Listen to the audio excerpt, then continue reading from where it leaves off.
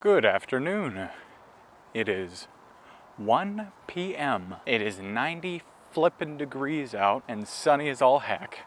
So I am slathered in sunscreen. Today I want to talk about living like a husband before your spouse arrives. Like a lot of people, myself included, would enter into a long-term serious relationship and then find out that they are ill-equipped to handle it. So recently I've been trying to live my life like a husband so that there is no thanks, bud.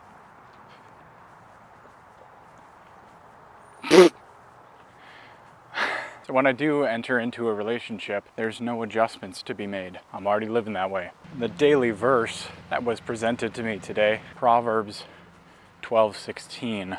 A fool is quick to show his annoyance, but the prudent ignore insult. Now the important thing about that verse is it says a fool shows his anger. In all the translations, it says shows. And that's the important bit, is that it doesn't say that you can't be angry. It doesn't say that you shouldn't be angry or that you're not allowed to be. It says that only a fool shows that he's angry. A fool shows his anger. A fool shows his vexation. All of the different translations. Mourning doves. Wow. It does not say that it is wrong to be angry. It's not at all what it says. Another verse that's kind of similar. In your anger, do not sin. Implying that you're already angry, not shaming you. It's not scolding you for your anger. It's accepting that things will make you angry. When you are angry, be careful not to sin and not to show it. Feel those emotions and let them be. Let them subside. Otherwise, you will be controlled by them. There's that famous verse about love. Love is patient. Love is kind. It does not envy. It does not boast, and it is slow to anger. And that's exactly how a good husband should be. One thing that became very clear to me was how bad I used to be at emotional validation. And then as I began to grow that skill and strengthen that muscle, I realized that the vast majority of people who I've interacted with do not know how to do that, like completely. Which I'm not trying to rag on them or anything. I was the exact same way until very recently. But it's important. It's really important. Not just for other people, but for yourself. This is one of the cornerstones to living like a good husband, in my opinion.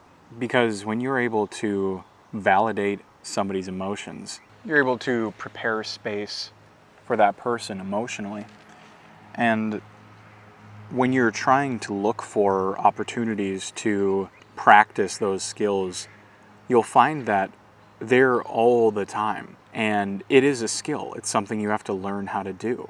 You don't just come out knowing how to do that. When I think of emotional validation, I think of my own compulsion to try to fix things.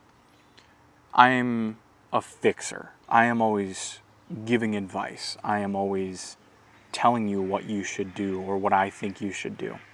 And that's because I care about the people around me. It's not from a place of malice. It's a place of care.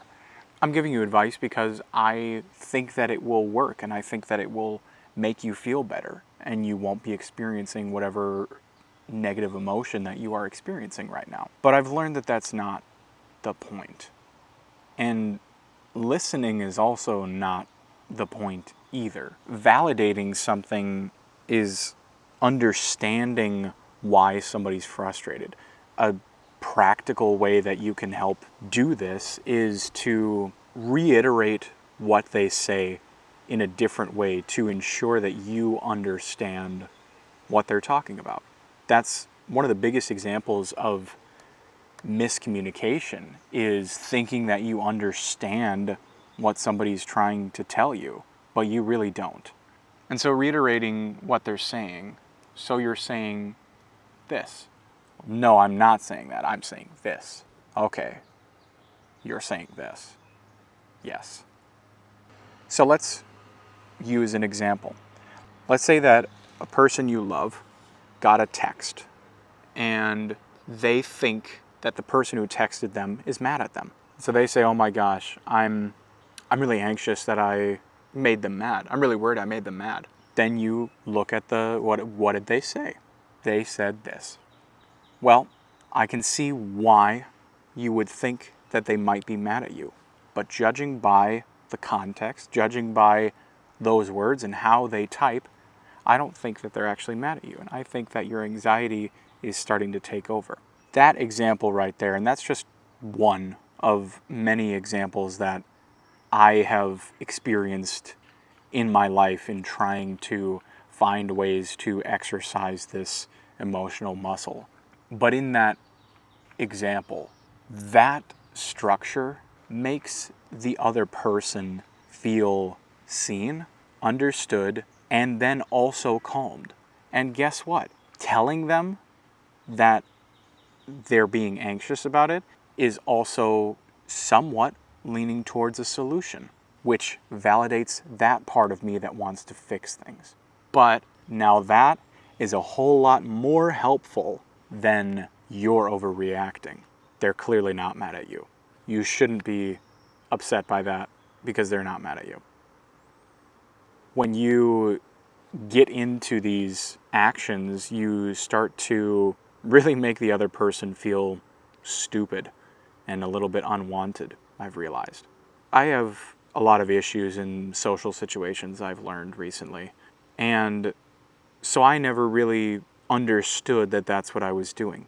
I didn't understand that I used to be very emotionally unavailable. That's the other thing that validating somebody else emotionally does, is that it allows you to look inward and validate your own emotions. And that allows them to pass. Like I was saying, you have the anger, you feel it, and then you don't express it. Now that doesn't mean that if somebody says, oh, what's wrong? That you just say, I'm fine. Because that's avoidance. You're pushing it away. You're pretending that there isn't a problem. But if you say something like, I'm really overwhelmed, treat yourself like somebody else.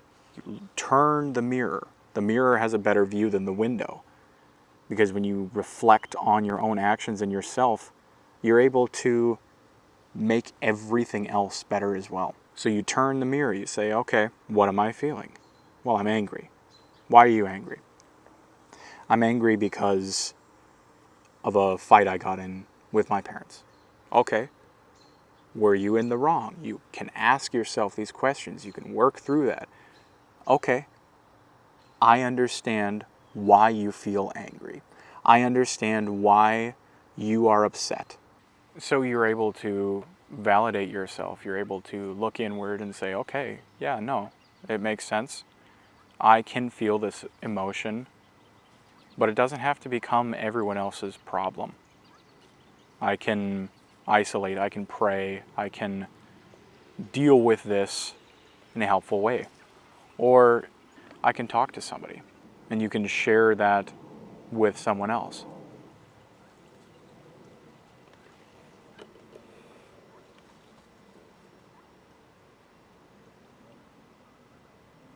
That was some cinematic stuff right there.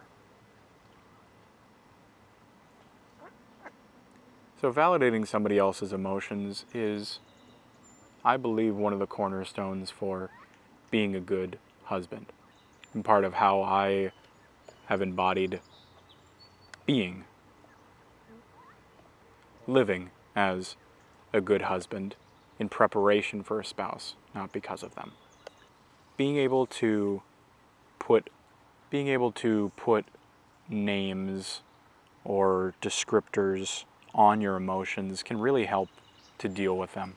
I know that that feels really weird and therapy-y, but this is really helpful. But it's really helpful for me. And again, all of these things are just things that help me, things that have bettered my life. It's not supposed to be telling you what to do. So as you're going throughout your day, I encourage you to try to look for opportunities where you can practice that validation.